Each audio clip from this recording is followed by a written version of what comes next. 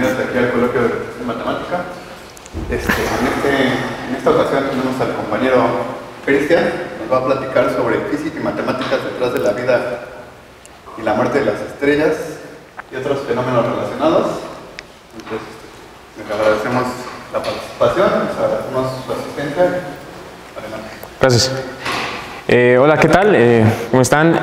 Yo les voy a hablar un poquito del proceso de formación de las estrellas y qué pasa posteriormente.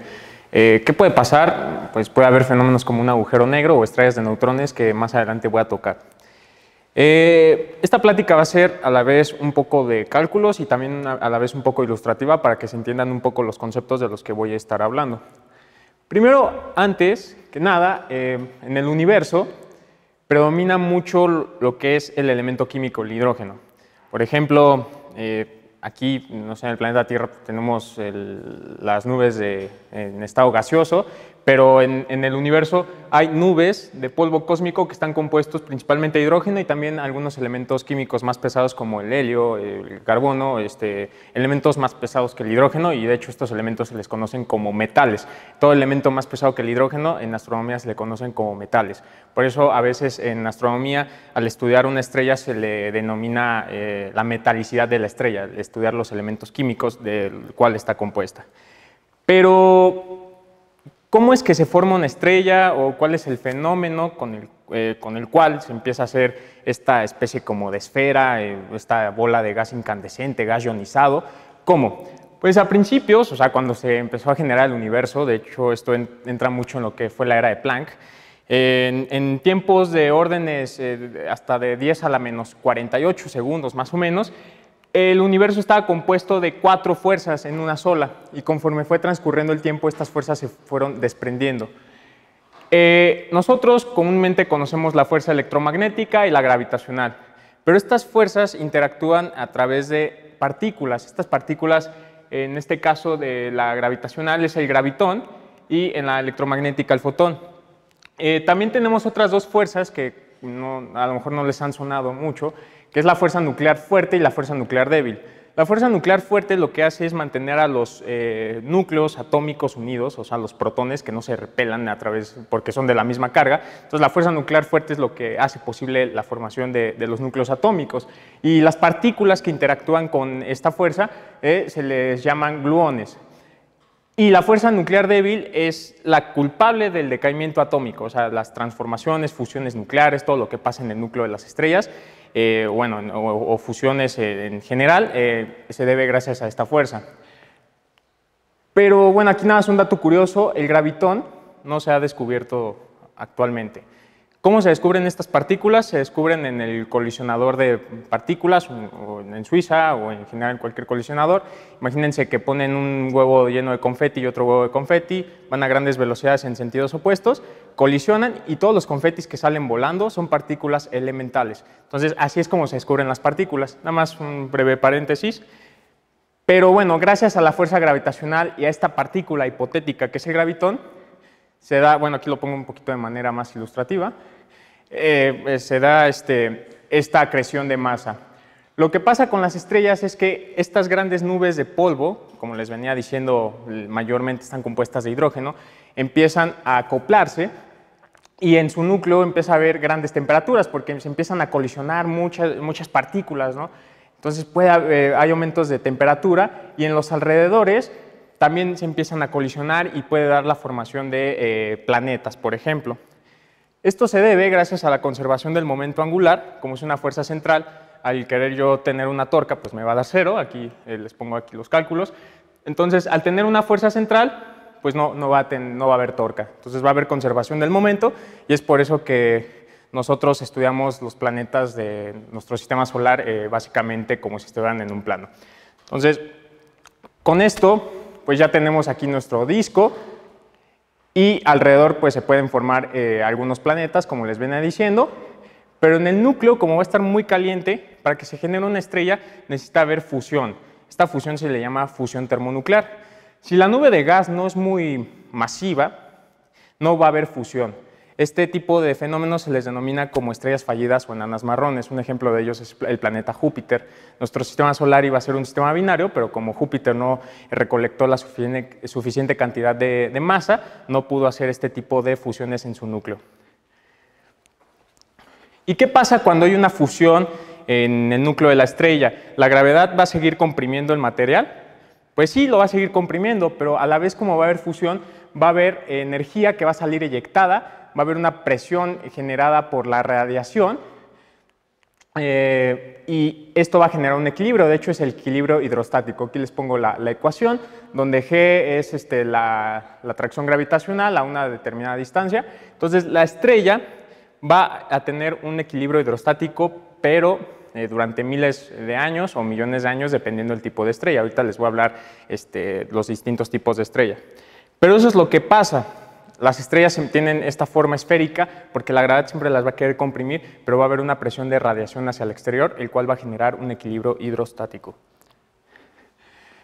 Pero como les decía, en el núcleo de las estrellas hay fusiones muy violentas, hay choques entre átomos muy fuertes que se llegan a combinar, por ejemplo, llegan a formar el helio, como en el caso de nuestro Sol, y parte de esa masa sobrante va a salir en forma de energía. Acuérdense que el equivalente de la masa es la energía.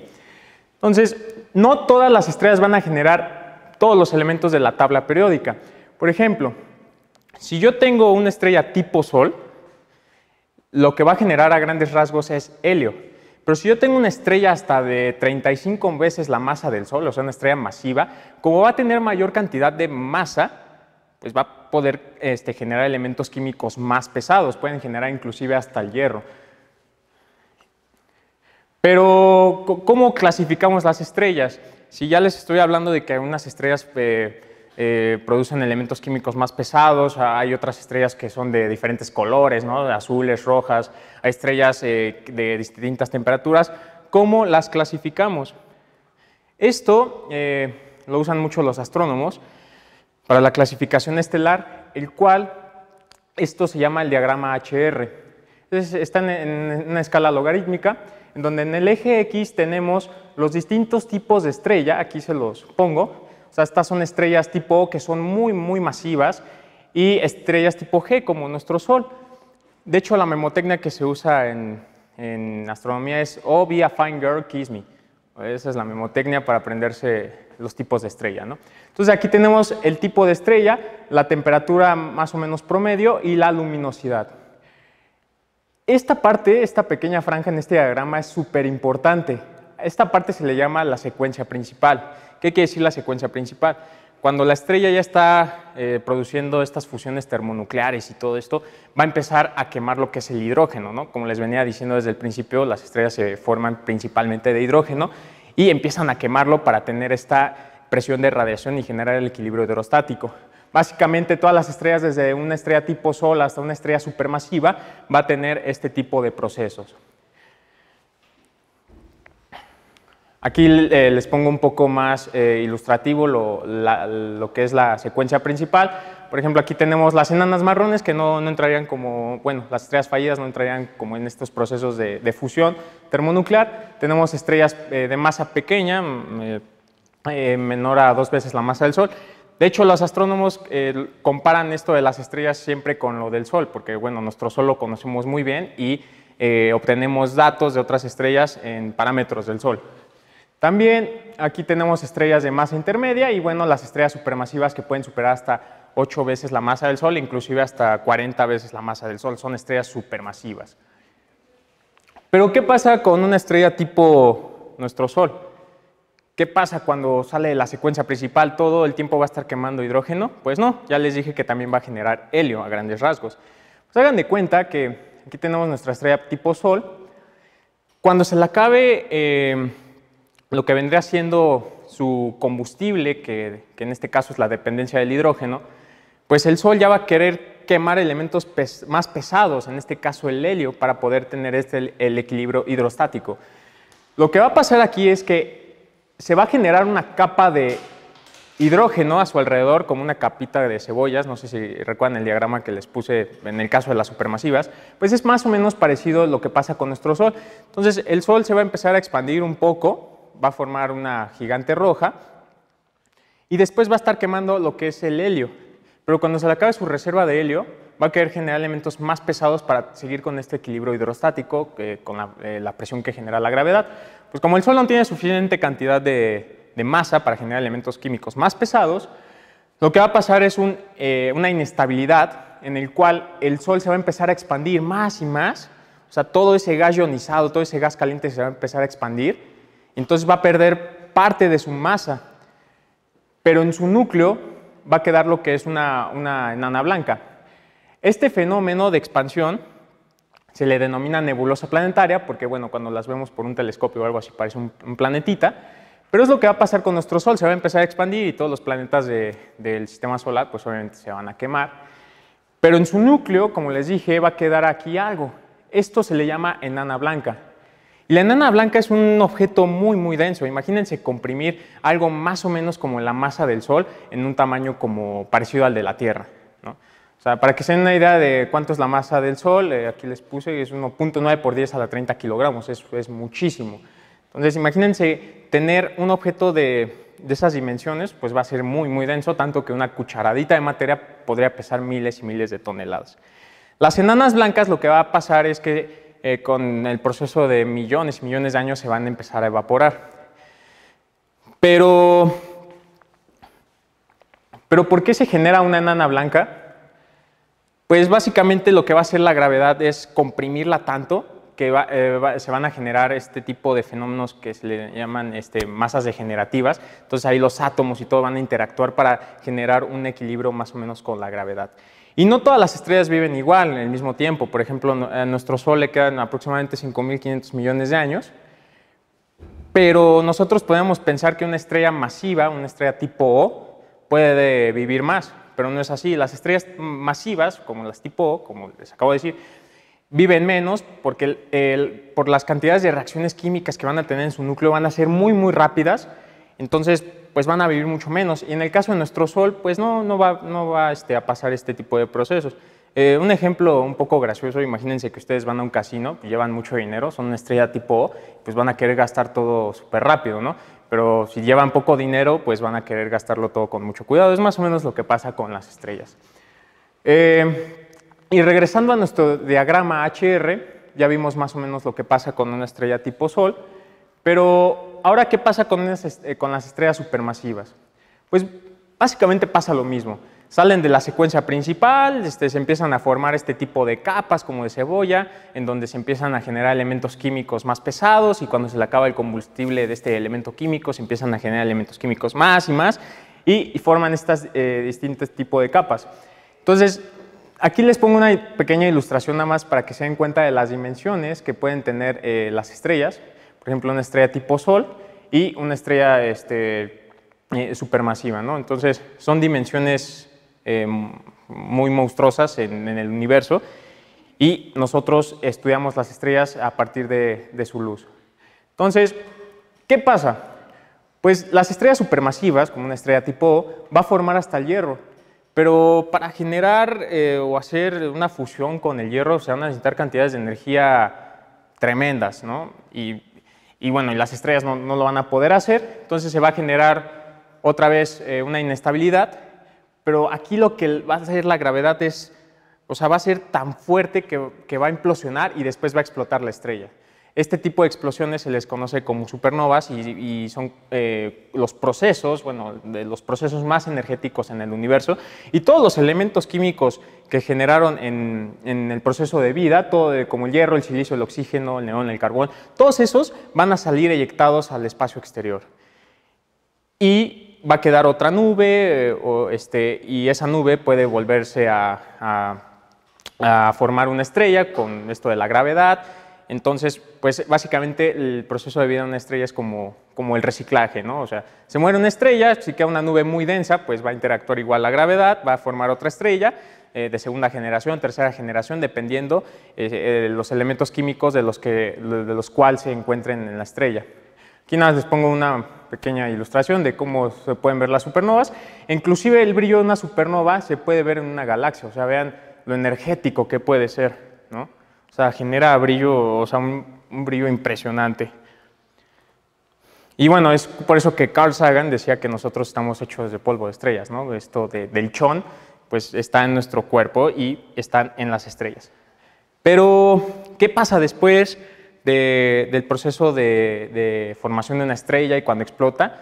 Ya vimos que en el caso de nuestro Sol se puede formar lo que es una enana blanca. Pero si tenemos una estrella de 35 masas solares o 9 masas solares, ¿qué va a pasar? Aquí les pongo de manera esquemática el ciclo de una estrella. Aquí vuelvo a repetir, una estrella promedio como nuestro Sol, se hace una gigante roja, se empieza a expandir más, todo este gas ionizado queda y aquí queda la enana blanca. Pero en una estrella masiva va a pasar lo mismo, ¿no? Se empiezan a hacer estas capitas de elementos químicos más pesados y genera este equilibrio hidrostático y después pasa esto de la supernova.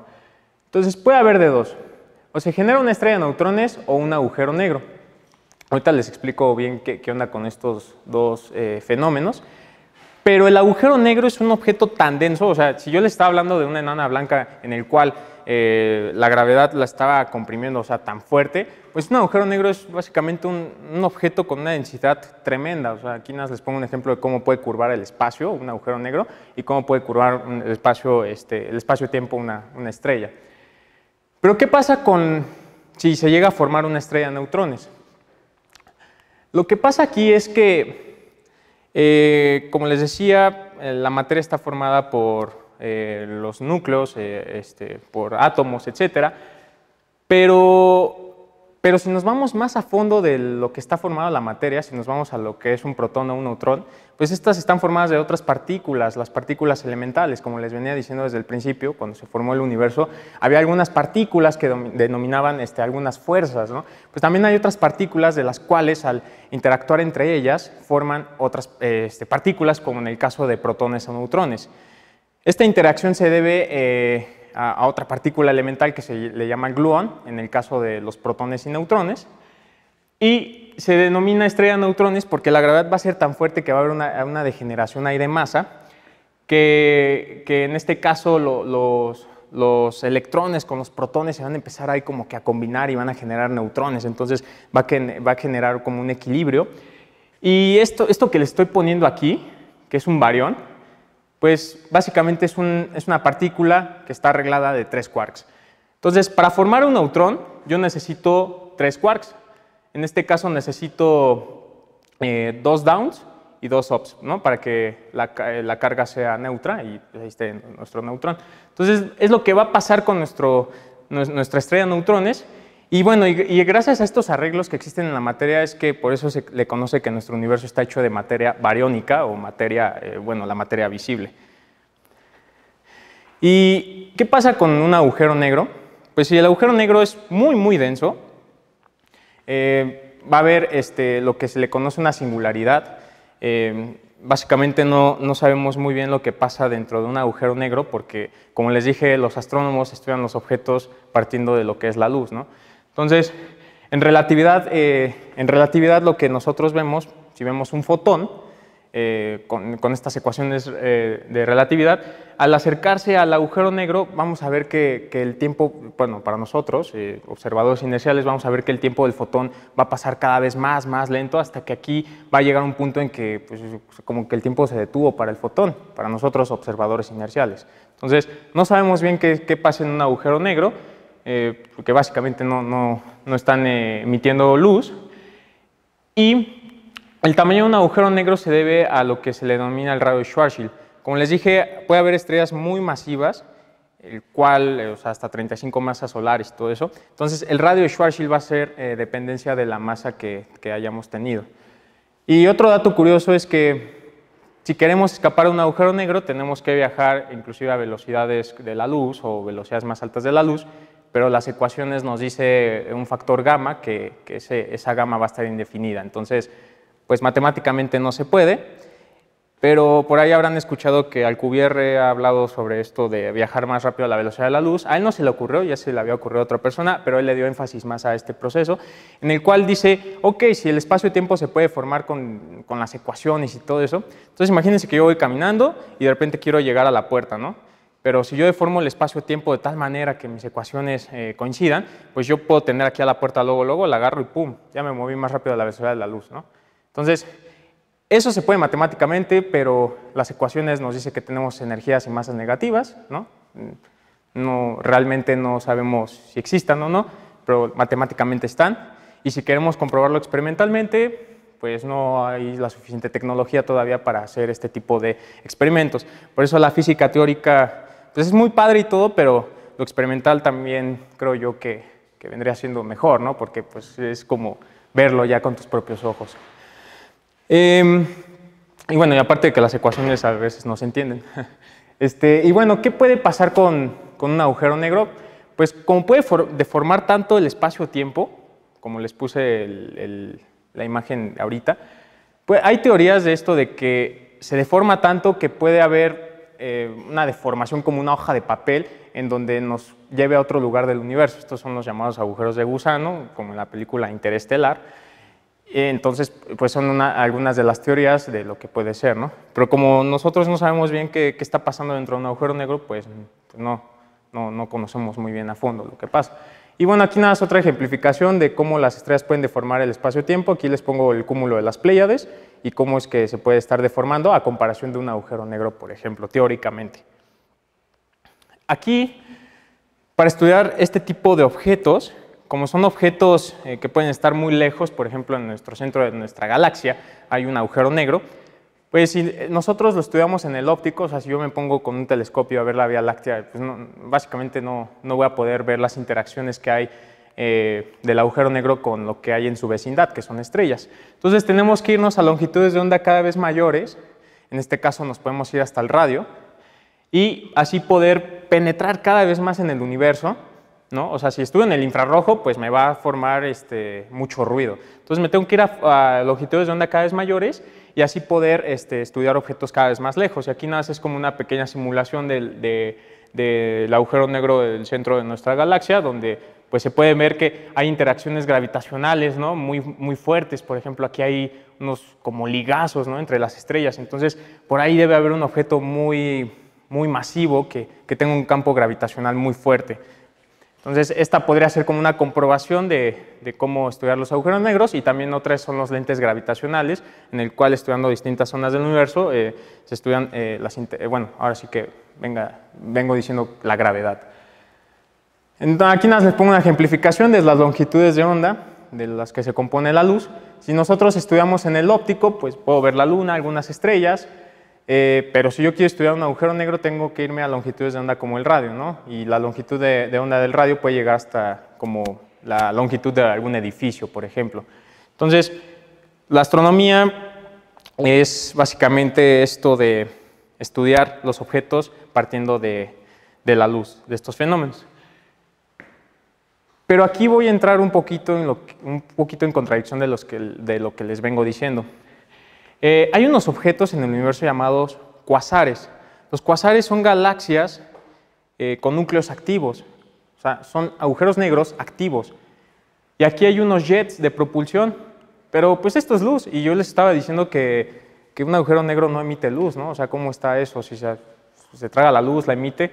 Pues como estos agujeros están rotando, están en rotación en el horizonte de eventos, pues va a haber gas ionizado de las estrellas, esto va a generar radiación electromagnética, vamos a tener vectores de Poynting en todos lados, y haciendo un promedio en el vector de Poynting vamos a tener haciendo un promedio de los vectores de Poynting vamos a tener que las direcciones de estos vectores van a ser en estos. Entonces, este tipo de fenómenos se les conoce como jets, ¿no? Entonces, y los cuasares se ha visto que esto pasa. Entonces, ¿por qué estudiar una estrella? ¿Qué es lo importante de estudiar la luz de una estrella? Puedo obtener sus elementos químicos, pero puedo obtener otras cosas a partir de sus elementos químicos. Pues sí, puedo obtener su radio, puedo obtener inclusive su masa, el tipo espectral de la estrella. Y aquí les quiero mostrar un pequeño trabajo que hice, en el cual estudié 3 estrellas variables del cúmulo de las Pléyades en un simulador. Esto se tiene que comprobar también observacionalmente y bueno, es como los cosmólogos hacen esto, ¿no? O sea, si quieren estudiar la evolución de una galaxia o algo, pues es poner parámetros ahí en su computadora y comprobarlo todo observacionalmente. Porque como les digo, tener un laboratorio del tamaño del universo, pues no, básicamente pues, nace en la computadora. Entonces, lo que yo hice fue estudiar 3 estrellas variables del cúmulo de las Pléyades, que ya mostré el cúmulo anteriormente. Y encontré que estas 3 estrellas estaban en la secuencia principal. ¿Cómo fue esto? Pues aquí no están muy bien, aquí nada más lo pongo como de manera ilustrativa, pero más o menos por aquí son estas 3 estrellas variables, en el cual estuve estudiando a través de un simulador el flujo de fotones que me llegaban y estuve haciendo ajustes lineales y todo eso, y llegué a la conclusión de que están en la secuencia principal. Usé este software que es básicamente para hacer espectroscopía y otras cosas. Y bueno, aquí nada más les pongo una ejemplificación de cómo se usa aquí nada más rápido. Tengo aquí mi cúmulo de las Pléyades. Entonces yo quiero captar fotones de la estrella que me está llegando. Primero capto fotones de una vecindad muy cercana a la estrella, por ejemplo esta. Capto los fotones que me llegan, en este caso en la atmósfera va a intervenir. Y esto va a ser estudiado a través de 3 filtros. Bueno, nada más basta con 2, el visible y el azul. Entonces yo cuento mis cuentas crudas, bueno, los fotones que me llegan, durante 10 segundos hago una integración, un promedio de 3 y obtengo este dato. Después me voy a mi estrellita, igual obtengo mis fotones, bueno, aquí no se puso bien el promedio, pero es el promedio de esto y igual hago mi tiempo de 10 segundos, mi promedio en 3 veces y obtengo mis flujos estelares. Estas son las 3 estrellas variables que yo estoy estudiando, pero tomé como de referencia otras 10 estrellas. Por ejemplo, en astronomía las estrellas más brillantes son alfa, después le sigue la beta, etc. Y básicamente es lo mismo aquí. Como se darán cuenta, la estrella tipo alfa tiene un flujo de fotones mayor que una estrella tipo G, ¿no? O M, que es mucho menor. Entonces obtengo mis fotones en el filtro del visible y después en el filtro azul de estas 10 estrellas y de mis 3 estrellas variables, y con esta pequeña relación yo meto mis fotones aquí en el visible y obtengo algo llamado la magnitud instrumental. Magnitud instrumental porque pues fue un simulador que me da un telescopio de 0.4 metros, entonces si lo hago realmente o si me voy a otro observatorio con otro simulador, no sé, pues van a ser distintos tipos de magnitudes, por eso es la magnitud instrumental. Lo que yo quiero obtener es algo llamado la magnitud absoluta. ¿Qué es esto de la magnitud absoluta? También hay algo llamado la magnitud relativa. Imagínense que tengo mi Sol, tengo ahí el Sol, y la magnitud relativa del Sol es de menos 26. La magnitud absoluta lo que me está diciendo es que si yo agarro una cantidad de estrellas, las coloco a 10 parsecs, o sea, 32 años luz, a una distancia de 32 años. O sea, ¿cuánto es un año luz? La velocidad de la luz va a 300.000 kilómetros por segundo, ¿no? Eso recorren en un segundo. ¿Cuánto recorrerán en una hora? ¿Cuánto recorrerán en un día, en un mes, en un año? Esa es la distancia de los años luz. Entonces, si yo quiero una magnitud absoluta, agarro una cantidad de estrellas, las coloco a 10 parsecs y eso es lo que yo quiero obtener básicamente a través de este trabajito que hice. Usando esta relación, pues obtengo mis flujos instrumentales de estas 10 estrellas, pero en la literatura ya se conocen algunos datos, en este caso las magnitudes absolutas en el visible. Tengo mis magnitudes instrumentales en el azul y tengo mis magnitudes absolutas en la literatura. Aquí no están mis 3 estrellas variables, ¿no? Nada más tengo de estas 10 estrellas. Hago un ajuste lineal, obtengo esta ecuación y esta ecuación me va a dar las magnitudes absolutas, en este caso de mis estrellas variables. Aquí, pues esto es de la literatura, aplicando mis ajustes lineales, tengo estos 3 datos para mis 3 estrellas variables y para construir el diagrama HR es hacer la diferencia de la magnitud absoluta en el azul y la magnitud absoluta en el visible, en el eje X, y en el eje Y es poner la magnitud absoluta del visible. Y aquí tengo esto, pero pues esto no me está diciendo nada, ¿no? O sea, yo digo, pues mira, aquí está mi secuencia principal, ¿no? Pero pues no, o sea, ¿yo cómo compruebo esto?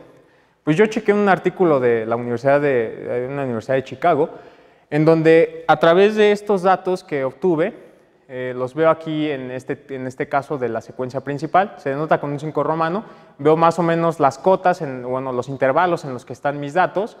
Por ejemplo, aquí tengo punto 20, punto 36, punto 24. Checando estos datos, llego a que mis 3 estrellas son una estrella tipo A, tipo F y tipo A, ¿no?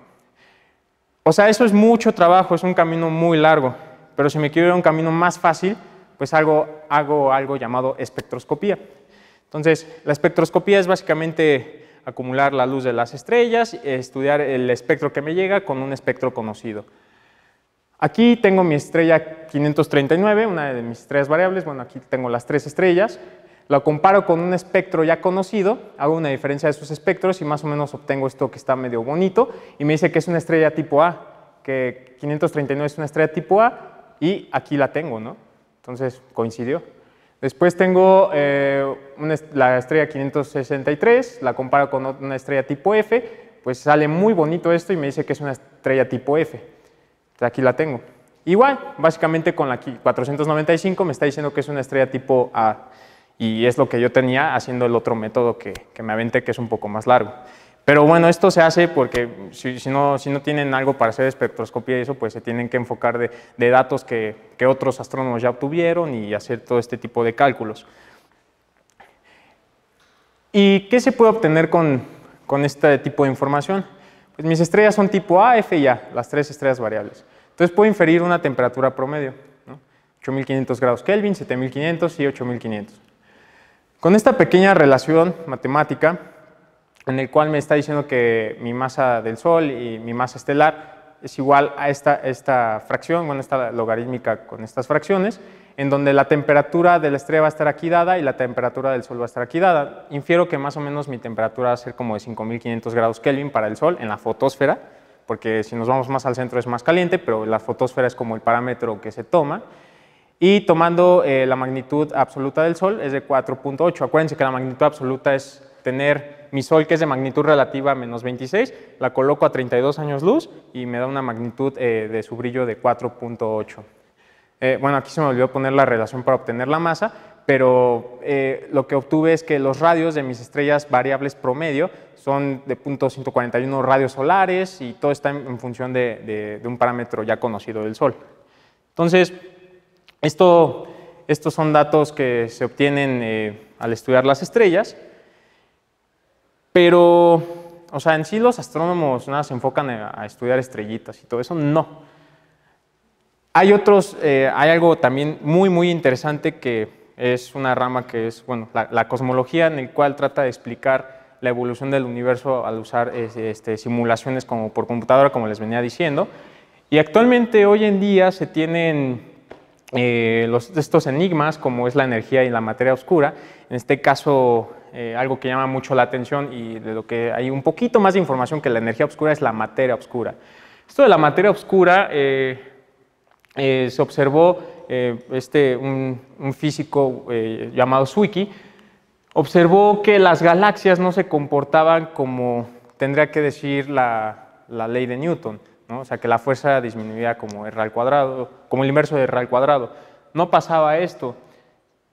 Él observaba que en las galaxias, las estrellas que estaban más al exterior del disco galáctico empezaban a tener una velocidad orbital más o menos casi igual que las estrellas que estaban en su centro. Entonces ahí debería de haber una compensación de materia, pero esta materia no es visible, no se puede estudiar a través de las ondas de radio, etcétera, y hay muchas teorías en el cual se dice que es materia hiperfría o que son partículas exóticas que no se han descubierto. Hay muchos modelos y los cosmólogos hacen esto y se presentan ante otros y presentan modelos y modelos para ver quiénes coinciden, pero es un enigma muy importante en el universo, tanto que se han hecho modelos de cómo puede estar constituido el universo como una pequeña telaraña en donde hay puntos clave donde puede haber formación de galaxias, ¿no? Por ejemplo, aquí tengo mi sistema solar, me voy alejando cada vez más y más, aquí tengo mi galaxia, pero se va a encontrar como en un punto clave de esta telaraña, ¿no? Esto de la materia oscura actúa en dimensiones muy grandes, o sea, como en galaxias, como les estoy diciendo, pero por ejemplo, si nos vamos a un sistema planetario, pues no vemos este tipo de interacciones, y aquí Newton, Kepler funcionan muy bien, pero bueno, aquí ya ya no, y se buscan hacer teorías de gravedad modificada o buscar este tipo de partículas, ¿no? Para tratar de explicar este fenómeno. Y es muy interesante porque ahí por los años 20, Hubble y otros astrónomos estudiaban nebulosas, pero ellos no sabían que eran nebulosas, no sabían que, bueno, más bien estudiaban estos objetos borrosos, no sabían que eran galaxias, ¿no? Ellos todos lo denominaban como nebulosas en nuestro disco galáctico, en la Vía Láctea. Pero fueron pasando los años, estuvieron estudiando supernovas, llegaron a la conclusión de que este brillo de las supernovas tiene que estar muy, muy lejos, y ya se llegó a la conclusión de que son galaxias y eso. O sea, les estoy hablando de 98 años más o menos, ¿no? Entonces, y ha habido avances en astronomía muy, muy grandes. Ahora, imagínense que hoy en día esto es como lo super wow, ¿no? Estudiar, ahora saber cómo se origina el universo, las partículas elementales, cómo pasa esto, pues quién sabe qué nos toque en 20 años. Y con esto de las ondas gravitacionales y la colisión de agujeros negros, pues nos puede dar información de lo que es un agujero negro, ya que la luz no nos las puede dar, pues las ondas gravitacionales puede ser una nueva rama de la astrofísica. Y para finalizar, aquí, pues como se darán cuenta, la ciencia es algo muy, muy bonito. Desafortunadamente muchas veces se ocupa en cuestiones bélicas y ya después en el desarrollo humano, pero no siempre hay que ver este tipo de cosas, ¿no? Estudiar el universo para mí es lo más humano que puede haber, porque como antiguas civilizaciones como los griegos, ¿no? Inclusive los mayas, etcétera, se empezaron a preguntar por ellos mismos, ¿no? Hacer este tipo de teorías de dónde venimos, quiénes somos, y el ser humano por naturaleza es curioso, y ha habido desarrollos tecnológicos muy, muy grandes, tanto que ya hemos mandado robots o rovers a Marte, ¿no? Quién sabe qué nos espera en algún futuro, y pues muchas gracias.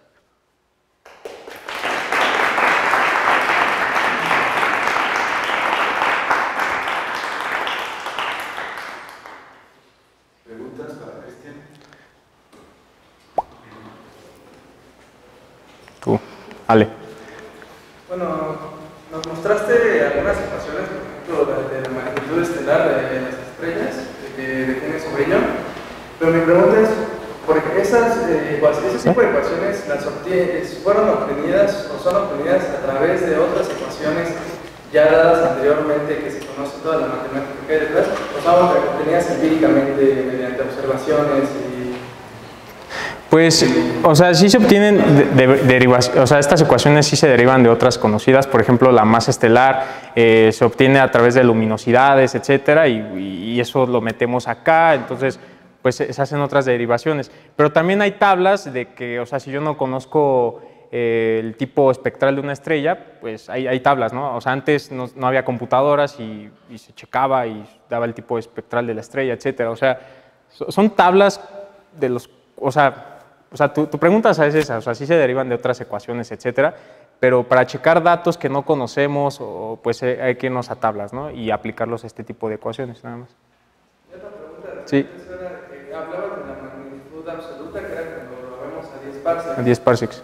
Eso pues nos daría a conocer la distancia de la estrella. Pero cuando se saca ese tipo de magnitud, cuando reduciste los datos, también se obtiene también se está considerando, por ejemplo, la extinción de la luz en el medio interestelar que existe entre, por ejemplo, el Sol y alguna de esas estrellas variables. O sea, que si se afecta la luminosidad, si se considera. Si está considerado ahí la extinción del medio interestelar del polvo que hay entre estrellas y todo eso, porque pues, nos podría dar otra distancia. Bueno, no sé muy bien ese dato, pero, o sea, básicamente, o sea, todo esto de hacer la física y eso es algo, o sea, nosotros consideramos casi todo ideal, ¿no? O sea, hacer un modelo de la naturaleza, estudiar la naturaleza realmente, pues no, o sea, básicamente no tenemos como modelos, o sea, sí hay modelos muy complejos, pero que no se acercan mucho a la realidad. Siempre hacemos un modelo como el gas ideal, que las estrellas se comportan como un cuerpo negro, por ejemplo, este tipo de cosas que básicamente nos ayuda a entender un poco la física, pero estudiar así la realidad al 100%, no.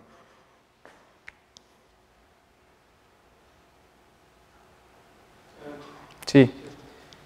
Nos mostraste un diagrama en el que aparecían que de una nebulosa estelar nace una estrella promedio y una masiva, ¿no? Entonces, vi que en la parte de la la estrella promedio se crea una nebulosa planetaria.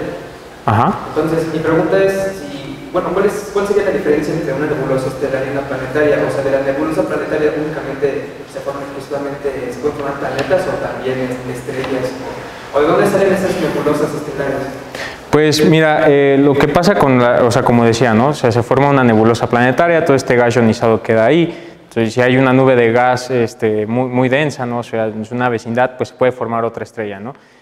También lo que pasa a veces es que hay sistemas binarios de estrellas, ¿no? Muchas estrellas están compuestas en sistemas binarios. Nuestro sistema solar iba a ser un sistema binario, por ejemplo, Júpiter, que no logró hacer reacciones termonucleares. Pero a veces lo que pasa con la otra compañera estelar es que igual se va a empezar a expandir, va a quedar esta nebulosa y va a quedar esta estrella todavía orbitando a su alrededor. Pero como la densidad es tan grande, esta enana blanca va a empezar a absorber energía y puede llegar a algo llamado el límite de Chandrasekhar, que si supera más o menos 1.4 veces la masa del Sol, siendo una enana blanca, puede generar una supernova. Entonces, básicamente vendría siendo eso lo de la diferencia. También tengo una pregunta. Bueno, quiero que me digas si es cierto esto. Ya lo había escuchado antes, es sobre cómo se hace la fusión nuclear en las estrellas. Y había escuchado que que realmente a la temperatura en la que se encuentra, por ejemplo, el núcleo del Sol, no deberían suceder estas reacciones nucleares, sino que se debe más bien a un efecto cuántico, el efecto túnel cuántico, en el que estas partículas atraviesan esa barrera coulombiana y pueden tener esa fusión nuclear. ¿Eso es realmente cierto? Uy, Porque, bueno, había escuchado que la sí. temperatura del Sol, el núcleo, no es suficiente para que estas partículas atraviesen esa barrera coulombiana para que pueda formarse esa colisión. Entonces, el efecto túnel cuántico, gracias a ese efecto, a esa probabilidad, esas partículas atraviesan esa potencia por pura probabilidad. Entonces, se explicaba de la manera en la que el Sol tiene suficiente cantidad de hidrógeno de masa como para que estas probabilidades ocurran todo el tiempo y pues así pues puedan tener vida, bueno, vida entre comillas, ¿no? Entonces, yo tenía esa duda y respecto a eso, quería saber si también, relacionado con lo que dijiste, que las estrellas masivas precisamente tienen una vida más corta, ¿no?, que unas estrellas promedio. Entonces, yo imaginaba que gracias, como son más masivas, tienen esta mayor, pues están órdenes de magnitud más arriba en la que ocurren esta frecuencia de probabilidades de efecto túnel cuántico. Entonces, yo me imaginé, yo quiero pensar que gracias a que son mucho más masivas, ocurren más estas probabilidades de efecto túnel cuántico, entonces por eso que se acaban más rápido. ¿O tú qué explicación darías de que una estrella más masiva tiene una vida más corta?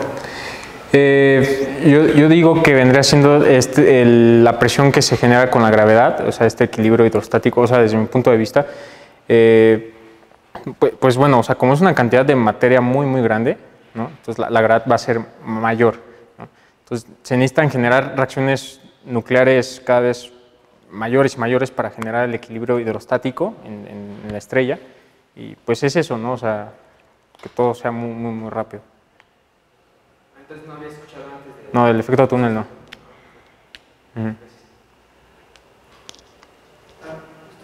¿Cómo determinan cuánto tiempo de vida le queda a una estrella? ¿Cómo pueden saber cuánto le queda de vida? ¿Cuánto tiempo de vida? Estudiando, o sea, por ejemplo, otras estrellas, por ejemplo, nuestra estrella, el Sol, es una estrella de segunda generación, ¿sí? O sea, estudiando los elementos químicos de otras estrellas, por ejemplo, al principio del universo hubo estrellas muy masivas, entonces, pues es como hacer como este tipo de un promedio, ¿no? Por ejemplo, o sea, nosotros siempre vemos hacia el pasado, ¿no?, la luz que nos llega, estudiamos las estrellas masivas, vemos que las estrellas generan elementos químicos más pesados, son procesos más rápidos, surge la supernova, se generan otras estrellas, y básicamente es como hacer este tipo de promedios, ¿no?, como ver los elementos químicos que tiene alguna estrella, si tienen a grandes rasgos el helio, pues se hace una estimación, entonces es algo así. Sí. Quería preguntar, el simulador que usaste, ¿cómo así, en resumen así chiquito, cómo funciona? O sea, me interesó mucho Pues el software es libre. O sea, aquí nada más me explico rápido. Haz de cuenta que es como un telescopio, ¿no? De 16 pulgadas, 0.4 metros, te pueden dar hasta un telescopio como de 1 metro, ¿no? O sea, tienes más posibilidades de tener un mayor aumento. Entonces, es como, pues ahora es como un telescopio, ¿no? Así en la vida real. O sea, pones tus coordenadas, la ascensión recta en horas y declinación, y tienes algo llamado el buscador, ¿no? En el telescopio está el ocular y el buscador. Primero ves en el buscador lo que quieres observar y después te vas al ocular. Entonces aquí tengo mi buscador, voy a hacer fotometría, ¿no? Puedo hacer espectroscopía, pero en el trabajo que yo hice fotometría, hice recolección de fotones y ya después me voy al telescopio, ¿no? Y ahí está. Tengo, ¿dónde está? Por aquí estaba. No encuentro. Sí, 15 minutos de arco, ¿no? La luna es más o menos de 30 minutos de arco. Entonces, pues, si tengo un diámetro mayor, voy a tener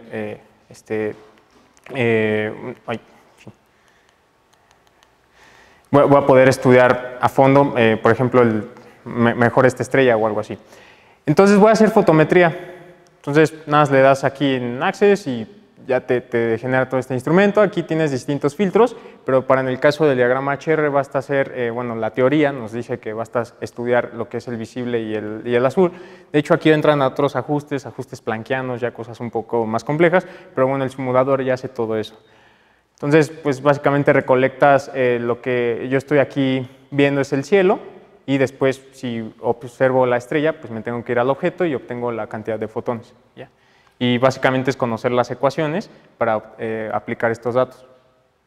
Porque haciendo espectroscopía está muy bonito y todo, ¿no? O sea, el simulador ya te da los tipos de estrella, etcétera. Pero si no conoces espectroscopía y eso, necesitas irte a las tablas o a algunos papers y ver este tipo de información.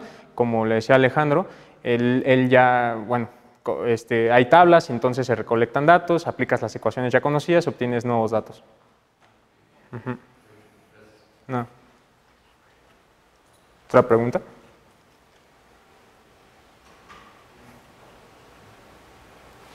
Bueno, voy a... Si no hay preguntas, yo nada más para llevar el terreno un poco a lo de las matemáticas, que se llama coloquio de orientación. ¿Qué le dirías a la gente que se quiere acercar al estudio del área de la astronomía que nos veniste a platicar, que sería necesario en cuanto a conocimiento de algunas materias de matemáticas que debieran tener para lograr pues un acercamiento bueno a lo que nos platicaste? Bueno, sí, si se quieren enfocar a lo que es la astronomía, aquí en la facultad hay muchas materias optativas de astronomía, inclusive de cosmología, que aprendan muy bien física computacional, ¿no? Para aprender a hacer simulaciones, porque cuando lleguen al posgrado eso les puede ayudar mucho. También, pues, estudiarle muy bien a la cuántica, si quieren saber este tipo de procesos nucleares, de fusión. Entonces, pues hay muchas áreas, ¿no? Hay muchas ramas. O sea, si se quieren dedicar al posgrado en astrofísica, llegando, pues les van a dar una embarrada de todo, como aquí en la licenciatura te dan una embarrada de todo para saber a qué te vas a dedicar después. Pues pasa lo mismo ahí en el posgrado, para después, si te gustó, no sé, formación estelar o agujeros negros y eso, pues ya te enfoques bien en el doctorado. Entonces, pues ahorita que están en la licenciatura muchos, si se quieren enfocar en esto, pues es lo que les acabo de decir, meter las materias de astrofísica optativas y entrarle bien a lo que es las simulaciones. Muchas gracias. ¿Alguien más tiene alguna pregunta? Bueno, pues te dejamos que digas lo que... Bueno, voy a regalar un libro de un astrónomo muy famoso, de Manuel Peinbert, a la persona que me responda a la siguiente pregunta. Nada, lo mencioné muy rápido, pero quería ver si ponían atención.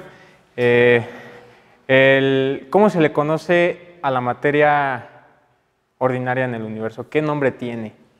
Ay, nos traigo uno.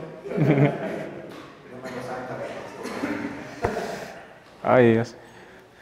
A ver, allá. ¿Varián? No. Allá. Bariónica. No, Varián. ¿Quién sabe Varián? No sé. Bueno, aquí. Inés. Gracias. Ah.